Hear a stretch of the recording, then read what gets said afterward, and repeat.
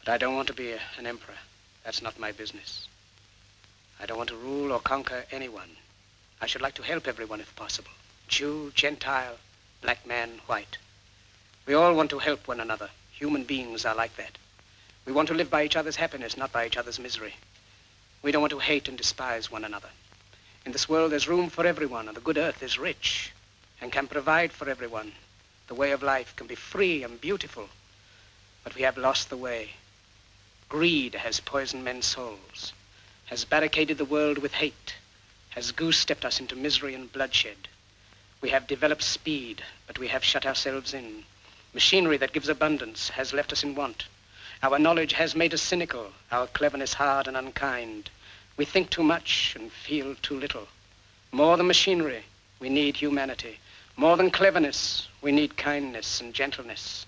Without these qualities, life will be violent and all will be lost. The aeroplane and the radio have brought us closer together. The very nature of these inventions cries out for the goodness in men, cries out for universal brotherhood, for the unity of us all. Even now, my voice is reaching millions throughout the world. Millions of despairing men, women, and little children, victims of a system that makes men torture and imprison innocent people. To those who can hear me, I say, do not despair. The misery that is now upon us is but the passing of greed, the bitterness of men who fear the way of human progress. The hate of men will pass and dictators die, and the power they took from the people will return to the people. And so long as men die, liberty will never perish. Soldiers, don't give yourselves to brutes, men who despise you, enslave you, who regiment your lives, tell you what to do, what to think, and what to feel, who drill you, diet you, treat you like cattle, use you as cannon fodder. Don't give yourselves to these unnatural men with machine minds and machine hearts. You are not machines, you are not cattle, you are men. You have the love of humanity in your hearts. You don't hate, only the unloved hate, the unloved and the unnatural. Soldiers, don't fight for slavery, fight for liberty. In the 17th chapter of St. Luke it is written, the kingdom of God is within man, not one man nor a group of men, but in all men, in you. You, the people, have the power to create machines, the power to create happiness. You, the people, have the power to make this life free and beautiful, to make this life a wonderful adventure. Then in the name of democracy, let us use that power. Let us all unite. Let us fight for a new world, a decent world, that will give men a chance to work, that will give youth a future and old age a security. By the promise of these things, brutes have risen to power, but they lie. They do not fulfill that promise. They never will. Dictators free themselves, but they enslave the people. Now let us fight to fulfill that promise. Let us fight to free the world, to do away with national barriers, to do away with greed, with hate and intolerance. Let us fight for a world of reason, a world where science and progress will lead to all men's happiness. Soldiers, in the name of democracy, let us all unite!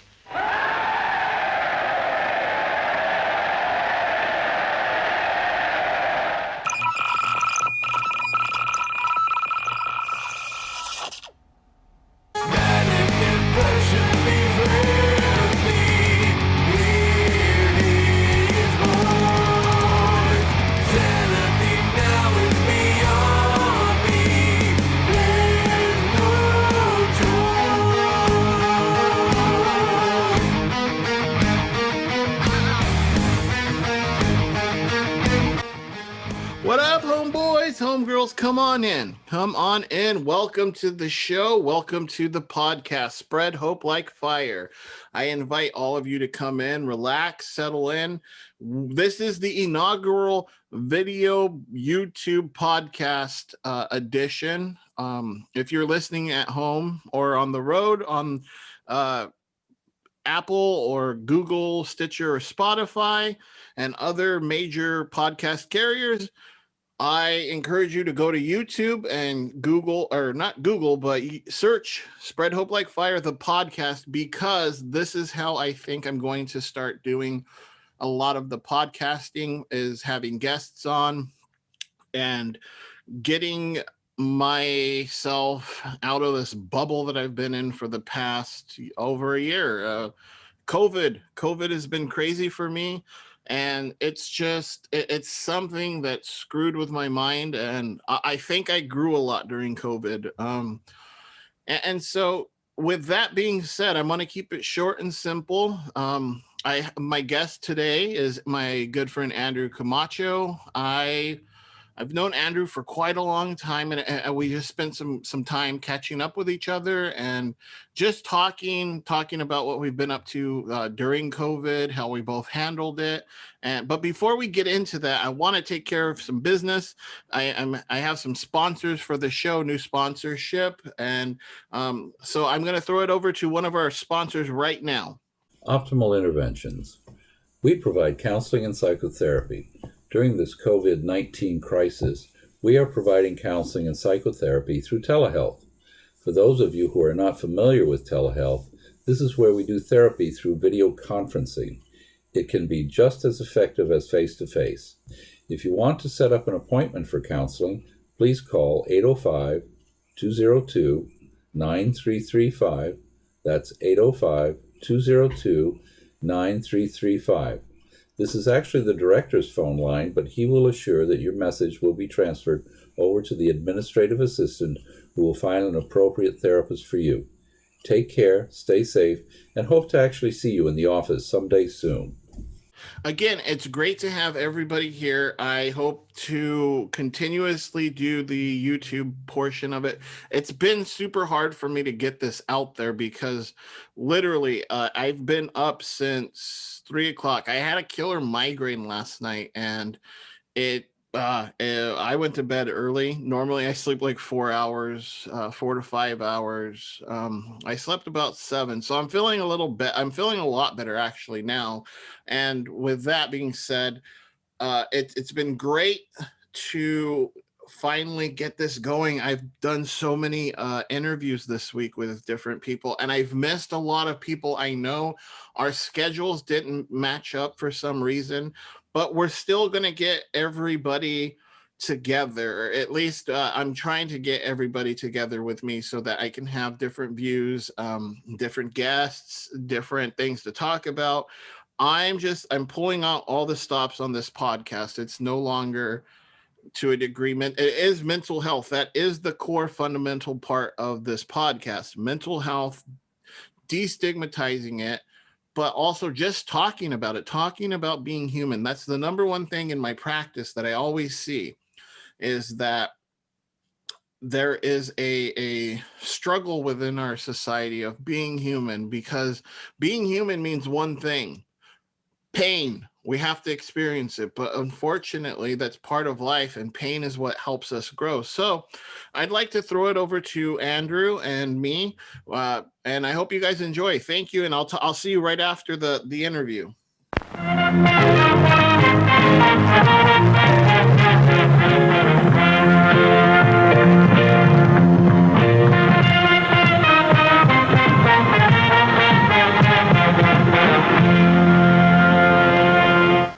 So we have our first inaugural guest back on Spread Hope Like Fire. I would like to welcome a good friend of mine, Andrew. Welcome to the show. How's it going, Tony? It's going, buddy. It's nice to have you on. It's nice to finally kind of have interaction with people outside of work. It's crazy. How have you been holding up with the pandemic and stuff? I've been good. Really healthy. First and foremost, me and my family have been healthy. My kids have been good. Health-wise, it's definitely different. I think, like my oldest, he's gone through this little bit of a transition of being kind of outgoing and now like a total introvert, which is interesting. But other than that, I think things have been good. Health-wise, work has been the same. Luckily, I'm still working, so that's a big thing and a big blessing, because I know some people don't or aren't. Or have lost their jobs, or whatever the case may be. I'm fortunate enough to still have that and have something other than just staying at home, like probably like you have been for the last year, like you said, year and 3 months. This is I think month 14 that I'm on, where I work from home. So all the viewers and listeners, this is my home office, I guess. And so I've transitioned piss poorly, I think, into working from home, because So if I do have any listeners, the way I do therapy is I only dress from like, if on camera, from here up. Makeup. Like, so I put a nice shirt on, I comb my hair, and I'm in like shorts and flip flops. So it's like I'm hosting the news, and I'm not doing like I went and bought a printer. I took about 3 days to figure out how to print on it and connect it. It's crazy. It's my TV broke. I had to buy it. It's like everything started breaking during pandemic, and I was trying to figure out how do I get certain things that I need without going to the. It was weird. I don't know. So I got the TV from Costco, and I think that was my last venture in there, and that was like almost a year ago. Yeah, So with like my line of work, what I've been seeing, I do in-home consultations, so a lot of technologically things, like people that want them. I visit people's homes and kind of let them know what my recommendations are for what they want, whether it's a TV, appliances, or anything like that. So that's one of the biggest things. Really, there's been a huge need for technology, and then within the first like few weeks of the whole shutdown, like we were sold out of laptops, sold out of printers, sold out of webcams, sold out of like everything that people are using now.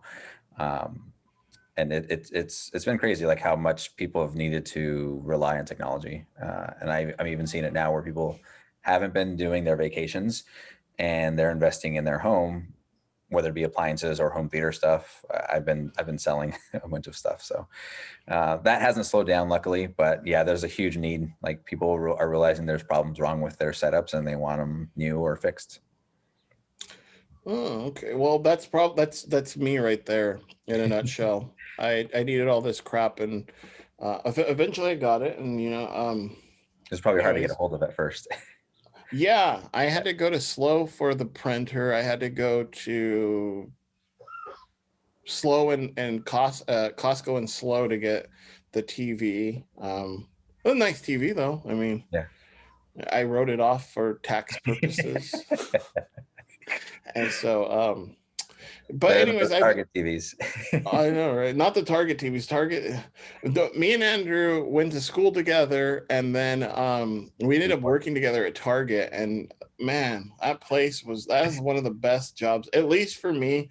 I don't get that. I don't get that sentiment from too many other people that this was the best place, one of the best places to work. How did you feel about working there? I was with Target for 14 years? No, 13 years. So I did a lot. The company is a decent company. The stores really dictate how things can be. Like, because I had an amazing time in Slow opening up that store when I left Santa Maria.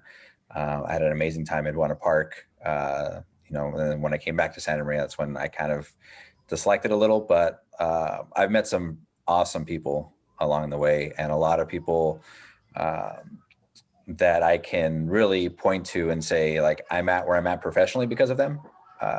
It's one thing Target does do it does develop you. I know, like, you've seen me kind of go up through the ranks and do all this other stuff with Target. Yeah. It does prepare you to be professional. It's prepared. I wouldn't be where I'm at today without Target. So I have my professional career to like point to them and say, like, hey, that they're the reason.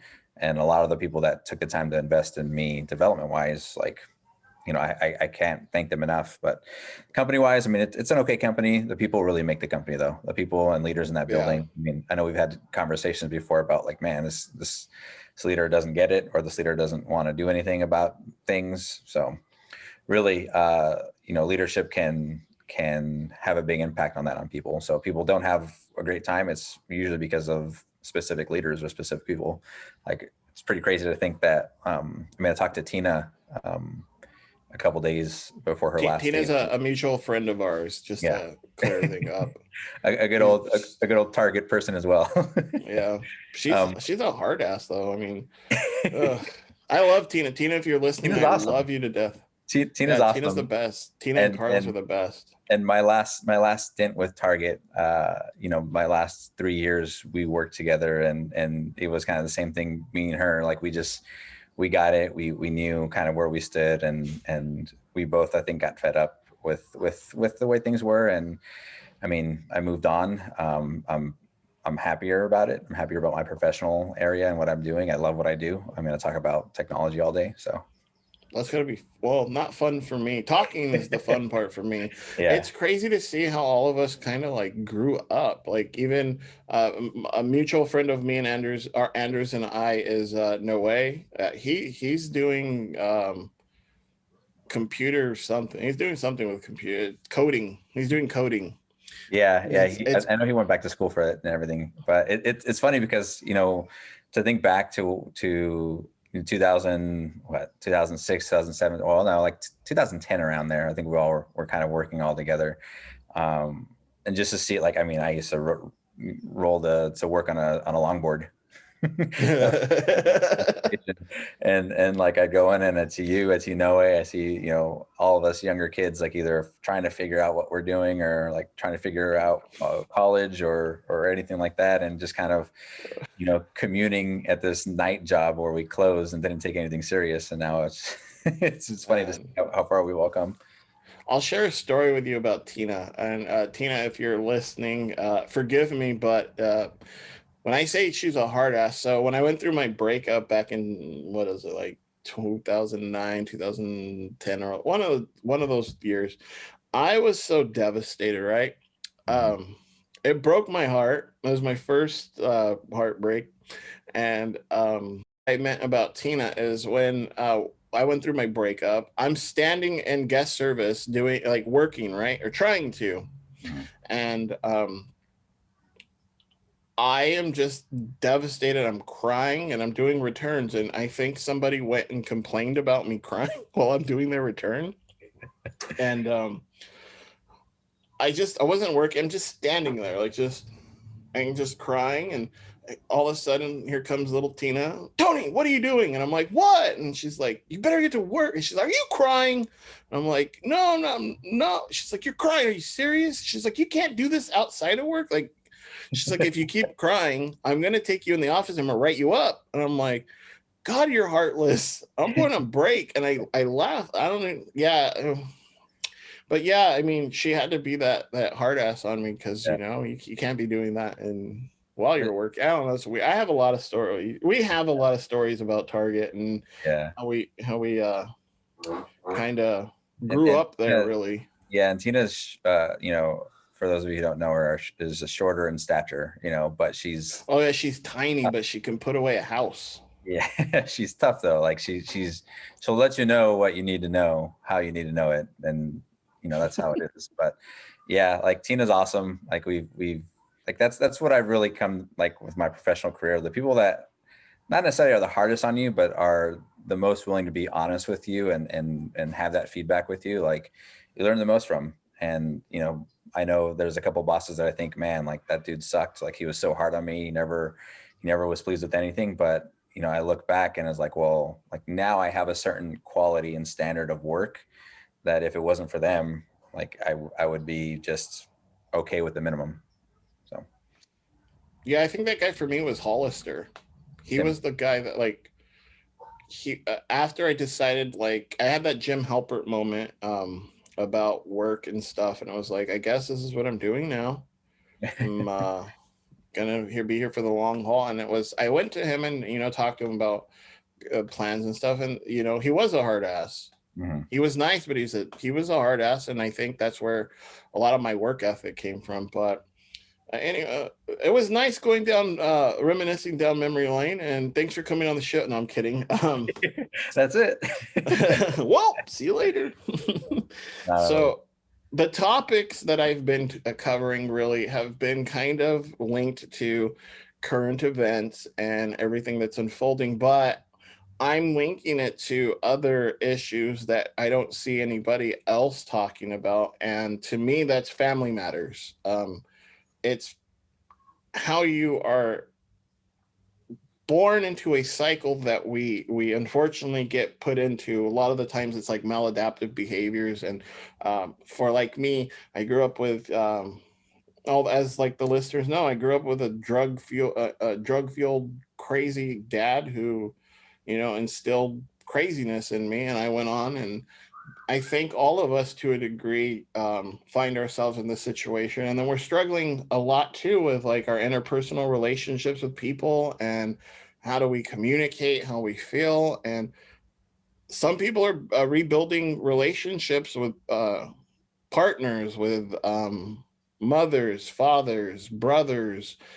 How are you maintaining this type of relationship in our current climate? Like, would you say, I know you shared a little bit about the things about the relationship with you and your dad and kind of rebuilding, if I'm using the right term? Yeah. Like I know there's a lot of things. Like my dad was very present, but by phone. Mm.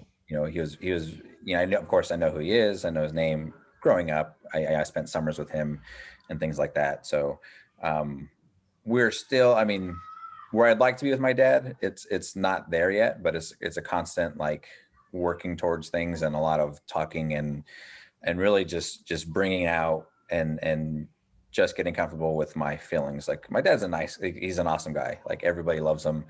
Um, and he's a pastor for a church in Utah, Calvary Chapel. Okay.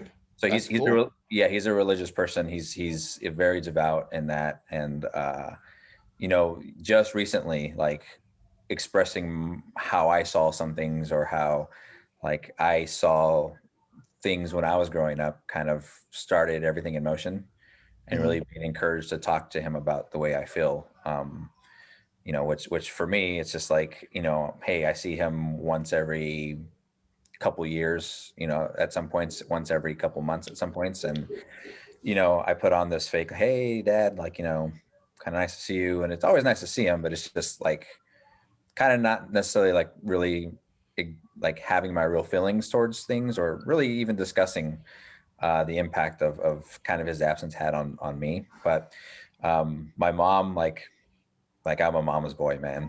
I think we share that a Yeah. lot because my mom raised me. Like my mom was there every day of the year, bad days, good days, weird days. And growing up, and I owe her everything. Like she's brought me up to be the man that I am. Like I like to think since I'm a mama's boy, like I do see a lot more and I'm a lot more in tune with some of my emotions than some other like guys our age might be because I've got in total 5 sisters Oh, and wow.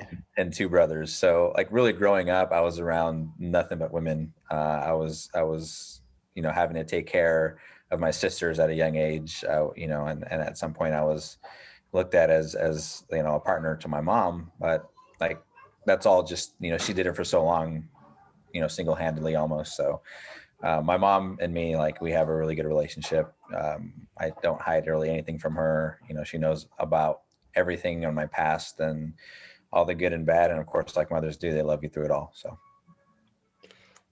So that is great to hear. What is interesting that we both grew up kind of the same way with dad not being there. So for me, who taught you how to shave and stuff? Like I wish I had YouTube around there because like I struggled with that. yeah, he Like guy did. things, I mean.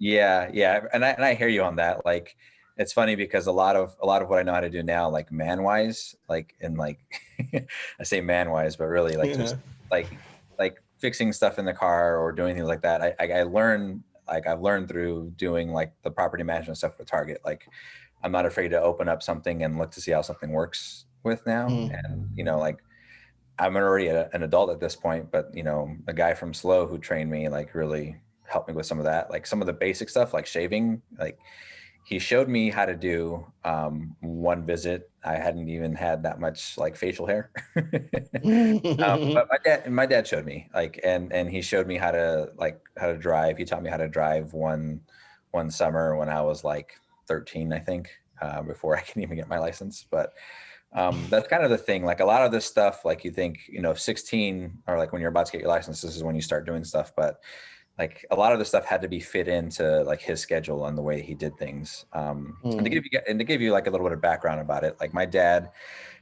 he spent 14 or 15 years as a missionary in the Philippines.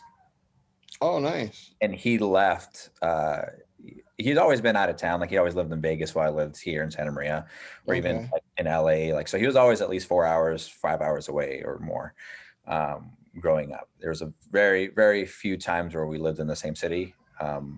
But like my visits with him were about once a year until he was called to go and be in the Philippines and act as a missionary out there. So he left, I believe, when I was in junior high. And I seen him for my junior high graduation. And so seeing him and usually those summers would be maybe a month at a time that I can see him, or, you know, if we timed it up correctly during the summer, I'd be off of school.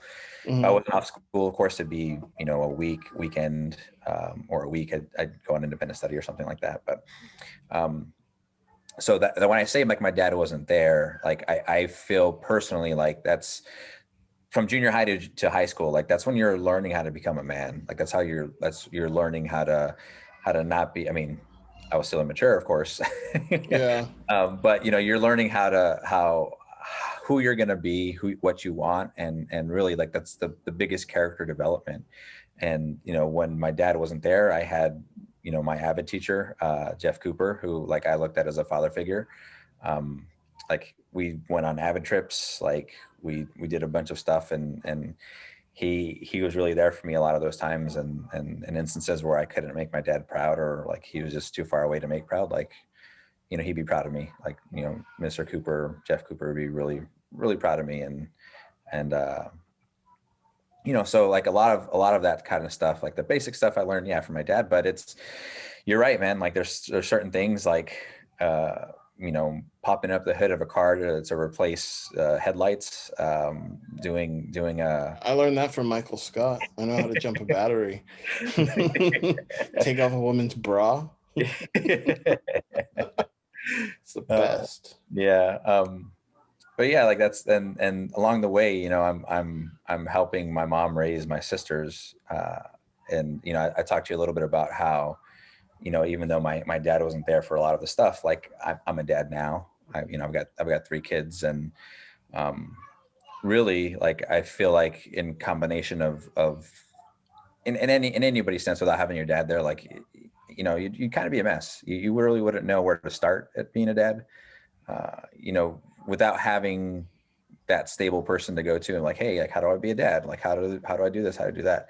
You know, I can go to my dad and talk to him and call him up and do things like that. But it's kind of that everyday thing when you're learning, you know, you're not, you know, going to stop and just be like, oh, wait, hold on, let me kind of call my dad. So I raised my sisters. I helped my mom raise my sisters at a really young age. Like I was really, like, as cheesy as it sounds, like I was born to be a dad.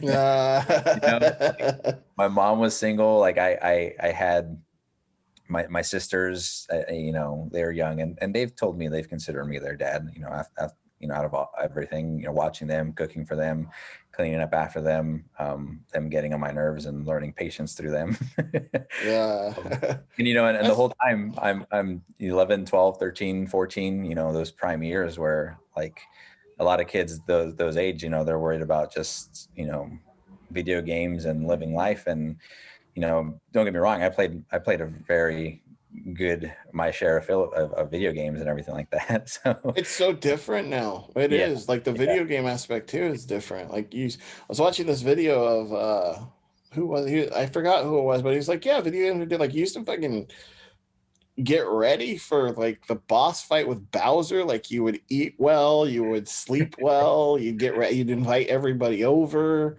and you take on Bowser. And now it's just like, well, we got to save it, and you know, it's not a big deal. But games used to be the best. That was my outlet.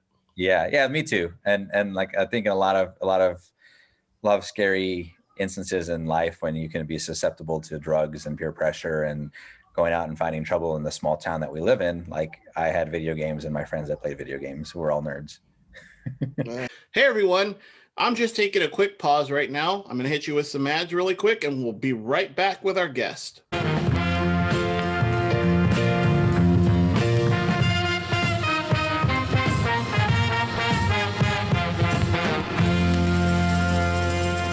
Go Freak Media. If you're looking for comic books, if you're looking for movie reviews, if you're looking for TV show reviews, anything pop culture related, Go Freak Media. GoFreakMedia.com is a proud sponsor of Spread Hope Like Fire. Here's something that I think is interesting that you tapped into that kind of got activated in my thought process. With you not having a dad, I kind of do this still to this day, where I have a lot of like father figures, and it's weird. Like I attach to strong, I guess strong-willed men that inspire me, and it's I get in these weird not like weird sexual, but like weird relationships with men, because it's like you didn't have a dad, but like older men, like I kind of like strive to be like Oli, my supervisor. He's been a mentor for years to me, and it's like he's kind of like my dad to a degree. It's kind of weird, but like I'm able to like write out that boundary with him. Yeah. But like school too, in junior high, I remember I latched on to my science teacher because I thought he was super cool. And he laid a lot of like knowledge on me. Or Mr. Butler. Remember Butler at Santa Maria High? Mr. Butler was the OCS teacher, for those listening that don't know. He changed my life. Out of anybody in that school, going to OCS, I think, changed my life, because like it was always like, oh, Garcia, you're back. Like, what is wrong with you? Are you stupid? And literally the last day of school, I remember him taking me aside, and he's like, he said, I can't remember word for word, but it was, because he always said, don't end up like those knuckleheads out there. Because he grew up in like the 80s, 70s, and 80s, and that was like the way he talked. He was a cool guy. That's why I still listen to smooth jazz. Every time you go into OCS, that's what he played, and he would hum along, and it was good times. But he was always like, you're going to make something of yourself. I know it, because you've proven to me that you have that will. And it was like, I wish to this day that I could tell him that. And I never can, because he passed away 10 years ago. Was it 10 years ago? I think it was, has it been that long? It's been a while. I thought it was a few years after we graduated. I think no, because we graduated in 05, right? Oh. I graduated in 04. 04? Oh, so you're older than me then. I graduated in 05, but that was like a few years after I graduated, when he did. But then, like, it's been a while. But do you find yourself doing, I don't know if it's odd. I think it's odd because, like, it's to me a little unnatural but I don't know. There's listeners out there, if you're listening, that's something to think about. And I think for people like me and you that don't have that constant presence, like subconsciously we're always seeking it, whether it's some kind of knowledge to be passed down, or some kind of like kind of consistency, since it's not consistent with me and you, of a male figure in my life. So like I said, Mr. Cooper, like I see him still every so often, and we stop and talk like about things and how things are going, and really it's the genuine just care behind it. That for me, like him just being interested in who I was and developing me and mentoring me. I mean, Avid, like I was seeing him every day school wise for 3 years. So like who's a better like consistent male presence that's going to be in my life other than a teacher I'm going to have for 3 years consecutively. And not just that, but showing me along the way, like how to do things, educating me. And then we had some awesome experiences in Avid. Like we went and visited colleges, and that was of course the end game. Like you're going to, this is all in hopes of going to a 4-year university, and him being there to help me, whether it be with homework or essays or anything like that. Like that's, my high school days, like he was like, my father, and even going on later in life, like I have an older peer of mine. When I started doing a lot of the property management stuff with Target, his name's Ron. He's an older guy, but like, I'd call him up for certain things. I was talking to him almost every day because I didn't know how to do A, B, or C, or like, hey, like I'm trying to pull apart this piece of equipment, the wave or something.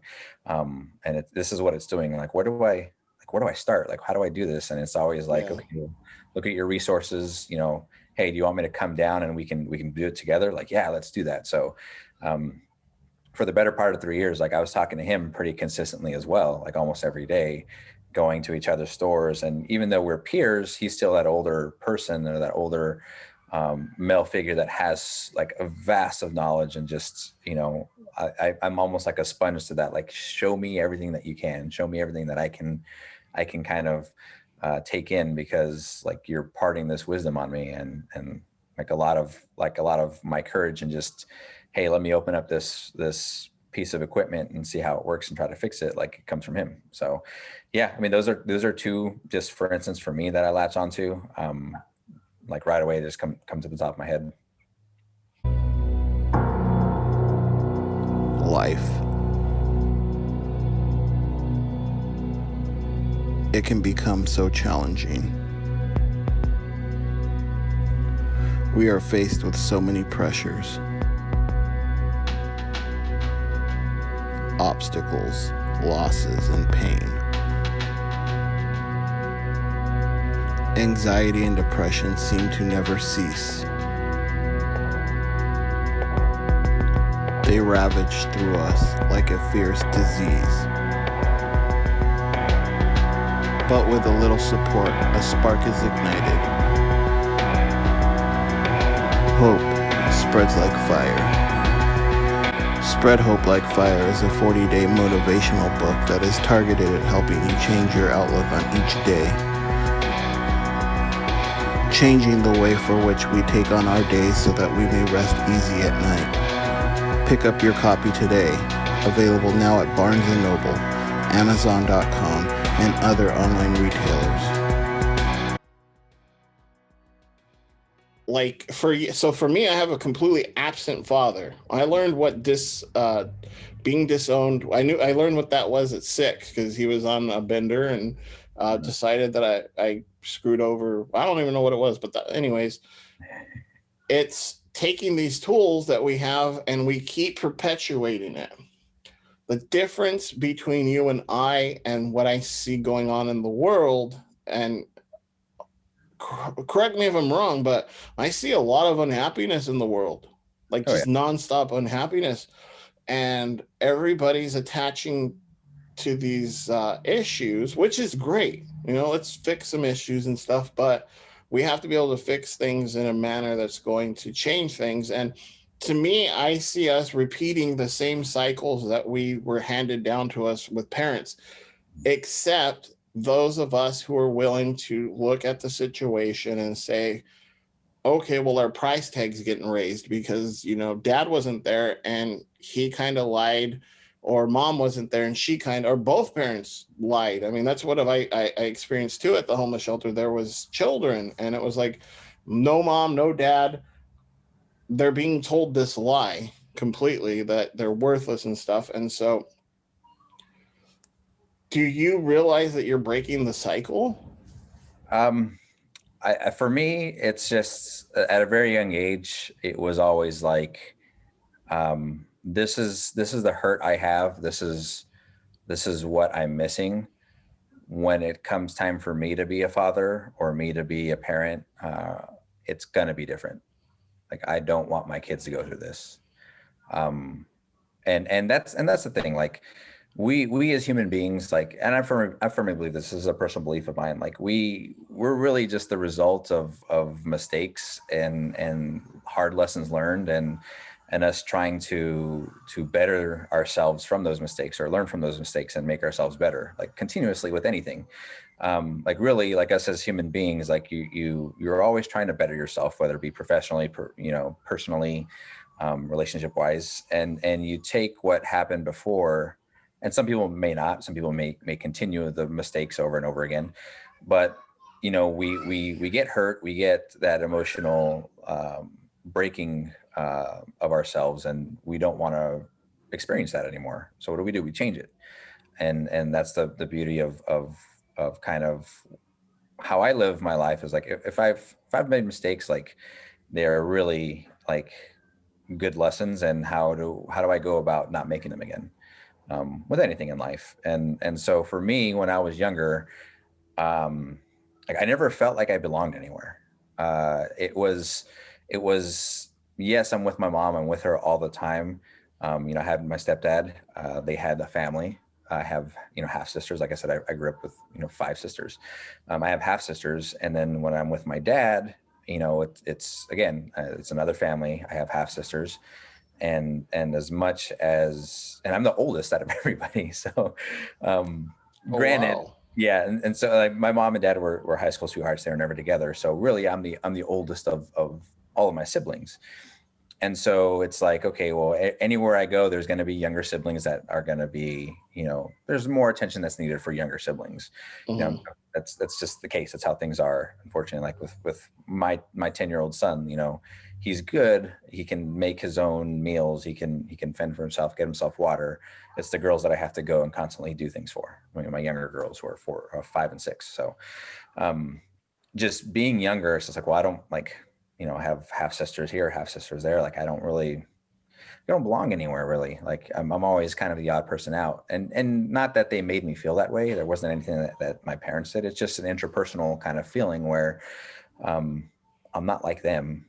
I'm not like my sisters on my mom's side. I'm not like my sisters on my dad's side. Like I'm just this person here that shares a common parent between all of them. And I'm just here. So right away from that as a kid, like I set out to, like, if I have a family, like I want to be there every day that I can be. Unfortunately right now it's not the case with their mother. I'm in a sense, it's a bit of repeating the cycle, but one of the things, especially me being a father and looking back to, my dad's a really religious person, and the Lord is what took him to the Philippines. He didn't make the decision to go to the Philippines. At a really young age, personally, he made the decision not to be with my mom because he didn't want to be unhappy, and he didn't want to be like his father, cheating on my grandma, and just being a sleaze and doing that. He didn't want to be that type of role model for me. So he decided not to be with my mom. And so like with the Philippines, him leaving, like I understand, but that's nothing that I could ever do. Like I do believe in God. I do believe in the Lord. I am, a Christian, born again. I'm a very spiritual person as well. Like I know that there's a God, but there's, and this is where, like, I'm not as spiritually in tune. Like I could never move halfway across the world and leave my kids and not know what they're doing every day, not know like how they're doing every day. And like, that's something for me, like it was not necessarily that it was done to me, but I experienced that as a kid. And I know for a fact, like, especially me being a dad now, like I am not going to do that. I can't do that. Like, it's not like me and my kid's mom may not be together, but I am going to be living in the same city as them. I'm going to be seeing them every chance that I can get. I've got my days with them, and I'm always asking for more. trying to finagle a way that I can get more, because really, like, that's what I have. Like, it's what I had to live for. Like, I love being a father. Like I said earlier, like I feel like I was born to be a father. Like that's, if there's one thing that I as a kid, I didn't feel like I belonged to anything. I belonged, to taking care of people. And like, it's my kids. Like I took care of my mom as much as I could. I took care of my sisters as much as I could when they needed it. And now I'm taking care of my kids, like, and I get to do that. Like it's something that I value above a lot of things. Like my kids are my world, and I'll do anything I can to make them happy. I'll spoil them like they're spoiled. Again, because they have stuff that I didn't get a chance to have. But Yeah. I mean, that's just it for me. Like I recognized that at an early age and just knew that it was going to be different. I think there's this inner, like, burning fire for us to be like a caregiver to a degree, because we didn't get, like, I don't know, I think it's kind of, to a degree, for me at least, I feel like, I think to a degree I'm overcompensating. Like I didn't get all the things that a kid should get, like the nurturing, the love, the support, the safeness, all that. I was given all the opposite stuff, and it was like, I think that's what actually drew me into the field I went into, which is psychotherapy. And it's really good to see. And one of my main reasons I always do this, even doing the podcast, is I don't want somebody to feel the way I felt. Yeah. I don't want them to experience the hurt and think that they're in this alone, because a lot of the times that's what we do think. At least I did before I made the jump and going back to school and stuff and learning. That's how I took it. Really, it was like, I can't. It's weird. It's weird to break out of the cycle and then look in and say, "Oh wow, like okay, we've broken the cycle to a degree. We can't fully break the cycle because it takes a couple lifetimes to do that." And for you, like for instance, like okay, the separation or whatever, and it's like okay, that may not have worked, but you're still present, you are still providing, you are still support, you're giving all the kids the things that everyone should get. Otherwise you're stuck with a kid that people ask, well, what's wrong with you? And it's like, well, no, they're just hurting, and they might be 34, 40, 50, I mean, I've had clients that a lot of stuff has happened to them and they're just acting out and they're scared. Yeah. And really for me, like with my marriage, like you hit the nail on the head when you talk about caregiver, like, and for me, I always thought like, well, my mom, like I grew up with my mom being single and working like so hard to provide what she had to, like, and in my marriage, like my ex, like she didn't work. And like, I took pride in that because, hey, like I make enough like to support us financially. I make enough to be able to do nice things, go to Disneyland or do whatever. And I looked at that as something that I was proud of. But on her side of things, like it really led to a lot of resentment because I had a life outside of home. Like I had a social life from working. And so many years I'm thinking like, man, like I'm doing a really good job of being a husband because like my wife doesn't have to work. Like she can stay at home with the kids. Like that's my mom's dream, but my wife isn't my mom. That's not something, that she wanted, even though my mom may have been like, oh, like if I could just not have to work, or if I could just be here with you guys, or, that growing up, my mom, like I said, she worked really hard. So we've seen her less. So, subconsciously I'm thinking like, well, my kids get to have their mom. My kids get to have their mom at all times. Every single moment of the day they can have her. And if she wants to work, well, like, I mean, anything that she works for, we're going to have to pay in child care, and so I'm thinking, the whole time, like, oh, I'm doing something really cool. And really I'm not. Like I'm hurting the relationship more than anything. Which is, now that we're separated and we both work, I think, she's a lot happier, and that's my mistake in our marriage, because I'm thinking like, man, she's got it good. Like, she doesn't have to work at all. and like I said, that led to resentment, and I completely understand that at this point now. And it takes, like I said, like it takes that happening. Like, when I met her, she didn't have a stable job, so I took on that caregiver type of mentality, or type of, approach to our relationship. And, I told her, anything you need, anything you want, like I can provide that. I got you on that. And in turn, it especially, it can be looked at as being controlling. Like, and I don't think I'm a controlling person, but, she's like, well, I want to go and do this or do that. Like, okay, well, just let me know so I can give you money, or I can let you know, or I can request days off, or just let me know. And subconsciously, I'm not knowing this, but that's really being controlling, because, well, you need to let me know so that I can prepare for you to go and do these things, in a sense, Yeah. And I know that led to a lot of the problems that we had. And, now that I'm on the other side of it, I can see that, but, and work on improving that type of thing. But You just got to keep scaling up. That's all yeah, you gotta do. exactly. Yeah. Like that's the biggest thing is, learn from our mistakes. I mean, not to say that being with her was a mistake, but me thinking like, oh, like I got her, like I can take care of her all by myself. Like she doesn't need to do anything. She can just stay at home and be a mom. Like it really did a lot more damage than it did, helping out in my mind. So I want to thank you for sharing all that you did coming on the show and opening up. You're touching on a lot of points that are like poignant to the Family Matters series. I'm just taking it from Urkel because Carl Winslow was another guy that I attached to. Like seriously, it's weird. Like growing up, TV dads raised me. It was Uncle Phil. Uncle Phil. Yes. Yeah, it was Uncle Phil, and it was like I learned my morals and standards from these people. It was who else raised me? Jack Tripper. I mean, he wasn't a dad, but it was like I think that's where I got my comedic sense from. Three's Company.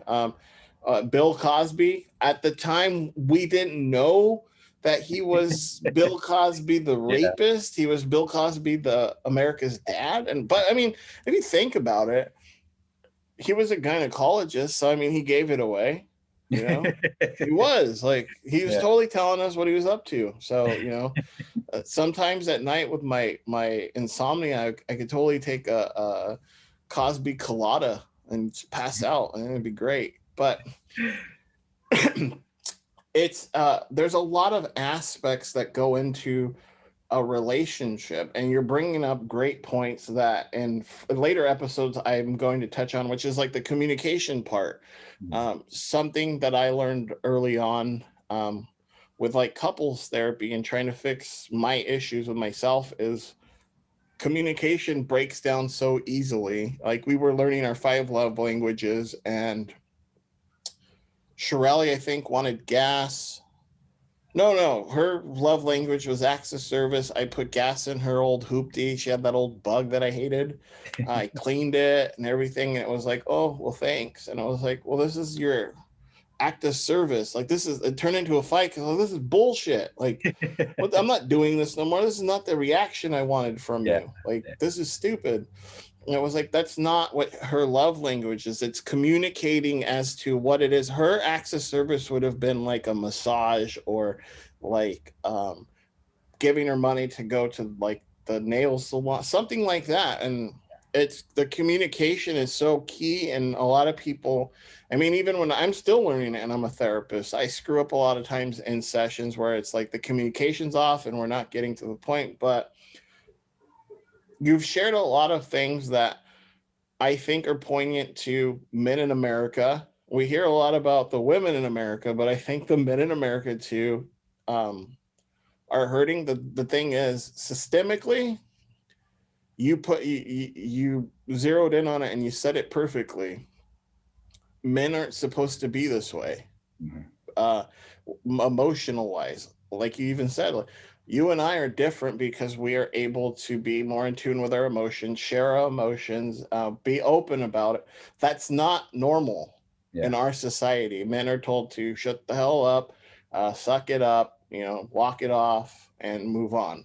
And so it's nice to actually have the audience at home be able to know that it's okay. If you're a guy and you're listening, I know my demographic is not men. It's 89% female. So, I mean, ladies, this is the aspect of which men are facing. We're not perfect and we're not Hercules and everything. And we struggle with stuff, and just like everybody. So I love and I appreciate everything that you were able to share with us. And I want you to come back on the show. For sure, man. Yeah, for sure. It's been great. I mean, we could just chit chat or whatever. It doesn't have to be like deep topics. I do plan on, doing like I need friends type of thing, or like outside interactions with people. It's crazy. Pandemics just it shut me down at least. And then I don't know, but I want to thank you.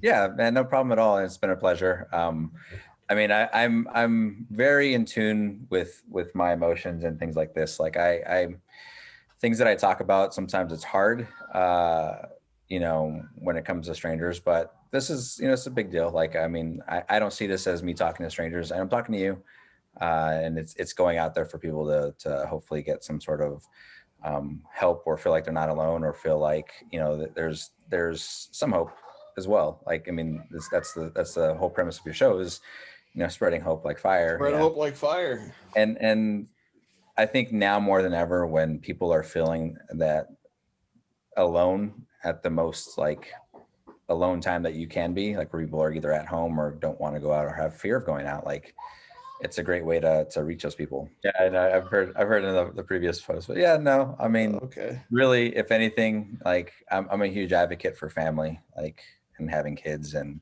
I know a lot of people our age that, you know, they have kids, or whether they're with somebody or not, like sometimes the kids aren't the focus. I know there's been instances where I felt like that as a kid. But you know, your kids are, you know, a lot of times you're God to them, you know, you're everything, mother, father, if you're single, and even when you're together, sometimes you got to be both. But if anything really I can plug is just, you know, your family is where it's at. And, you know, when I'm old, you know, they better take care of me the same way I'm taking care of them. Yeah, definitely. Well, it's been nice. I thank you. And Thank you. everybody, I'm planning on having Andrew back on. I think it would be a great perspective to see at least two guys talk about the challenges that we face with family, growing, sustaining our mental health. And it's just been great. So until next time, we will see you on the podcast. For Andrew and Tony the Beat, I'm Tony the Beat. Greatly thankful for everything, all the listening, all the support, all the outpouring. It's been great. I mean, the first podcast that I put out last week, it got a lot of response, and it warmed my heart to be able to interact with some of you guys again, and just getting emails or text messages from fans and friends, and just the listening fan base, the listeners. It makes me want to continue doing this even more. It's been a struggle during pandemic to keep this going, as many of you know, with the mental health aspect and everything that's going on with that. But I ask, just, you know, you don't have to join the Patreon, but I highly suggest, you know, help making that impactful step to changing other people's lives around us and spreading the joy. Let's focus on happiness, joy, love, compassion, empathy, all these things that are going to build us up to be a stronger society. So again, please go to Apple, leave a like, leave a review, tell your friends about us, share us on all your social media platforms. You can email me, tonythebeat85@gmail.com, if you have questions, if you want connections through for mental health. I can help point you in a couple right directions. And again, just, you know, like, shares, word of mouth helps. You don't have to monetarily support the podcast, but it's greatly appreciated. I love you guys. I missed you. It's been great doing the podcast, a video podcast at least. It's been fun being able to see people, and I think I knocked out about 6 of them this week. So just be prepared. I have John the Phenomenon coming on. I have Nestor Fraustos coming back on, and quite a few others that I have lined up. And Eddie Patino, my good friend Eddie from Target. We got some good stuff going on there. Well, I'm trying to get a CWA reunion with my wrestling family, the brotherhood I grew up with. Trying to get my old Target crew back together. It's going to be fun. I think that's what we're going to encompass and take this next step of the journey, is just, you know, exploring life together. And so for Tony the Beat, this is Spread Hope Like Fire.